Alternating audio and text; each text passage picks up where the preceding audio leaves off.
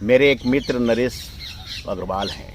उन्होंने पूछा है कि मेरी आयु 50 साल की हो गई है और मैं एक अच्छा इंसान हूँ। जीवन में लगभग मैंने सारे अच्छे कर्म करने की कोशिश किया है, लेकिन इस ढलती आयु में मुझे ऐसा महसूस होता है कि मैंने परिस्थितिवश कुछ गलत कर्म भी किए हैं और उस गलत कर्मों का मैं परिणाम भोग रहा हूँ और मैं पश्चाताप करना चाहता हूँ। क्या इस जीवन में इन कुकर्मों से मैं मुक्ति पा पाऊंगा या अगले जन्म तक इसको भोगना पड़ेगा? नरेश बाबू, यह केवल आपका प्रश्न नहीं है, ये संसार के उन सारे लोगों का प्रश्न है जो अच्छे कर्म करते हैं और जानते हैं कि वे अच्छे कर्म कर रहे हैं।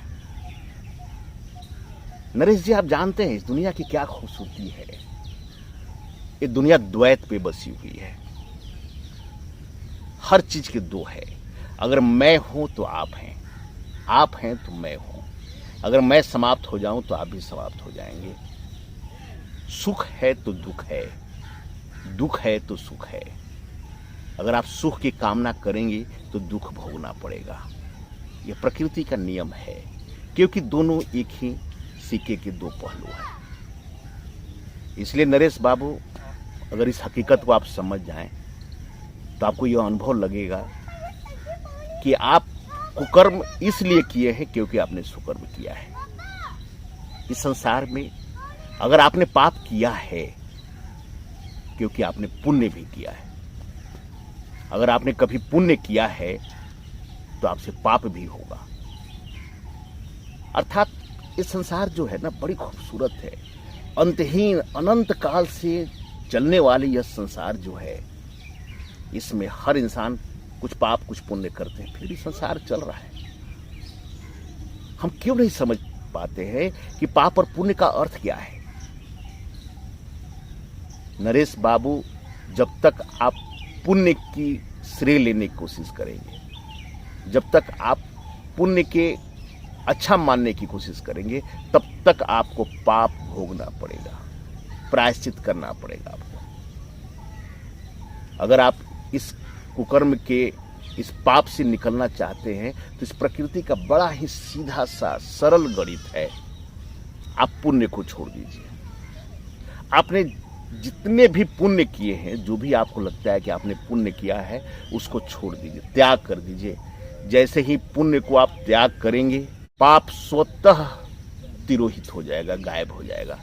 पाप का अस्तित्व तभी तक है जब तक आपके जीवन में पुण्य का अस्तित्व है।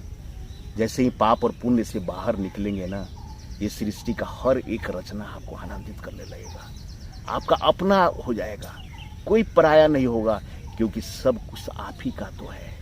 जब तक आंखें हैं तब तक ही तो है आपका। भगवान कृष्ण ने गीता में 18वें अध्याय के 66वें श्लोक में कहा है, सर्वधर्मान् परित्यज्य मामेकं शरणं व्रज अहम त्वा सर्व पापेभ्यो मोक्षयिष्यामि मा शुचः। अर्थात भगवान कृष्ण कहते हैं कि तुम सारे धर्मों को छोड़कर मेरे शरण में आ जाओ, मैं तुम्हें सारे पापों से मुक्त कर दूंगा। चिंता की कोई विषय नहीं है। आप समझ रहे हैं इस तथ्य के पीछे कितनी बड़ी आध्यात्म छुपी है। अगर सारे धर्म को छोड़कर आप ये प्रकृति में समाहित हो जाएं, जिसे आप धर्म समझ रहे हैं, जिसे आप पाप समझ रहे हैं, ये सबको त्याग कर दें, और जैसे आप त्याग करेंगे आप पवित्र हो जाएंगे और ये पूरी सृष्टि जो है आपकी अपनी हो जाएगी। यही तो परमात्मा है, यही तो कृष्ण है, यही तो अल्लाह है, यही सब कुछ है। अगर जैसे आप इसमें समाहित होंगे, प्रकृति आपको गोद में भर लेगी, पूरी सृष्टि की हर एक रचना आपको आनंद देने लगेगी और आप सारे पापों से मुक्त हो जाएंगे, तत्क्षण मुक्त हो जाएंगे, क्योंकि आपने कुछ किया ही नहीं है और आप परम आनंद